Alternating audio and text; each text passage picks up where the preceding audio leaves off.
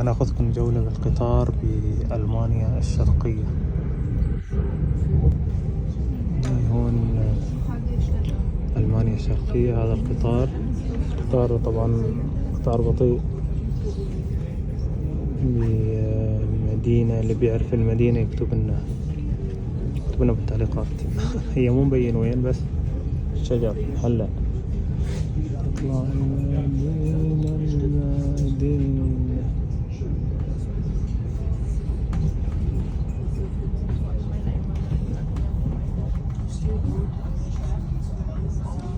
طبعا الجو بالصيف كثير حلو، بس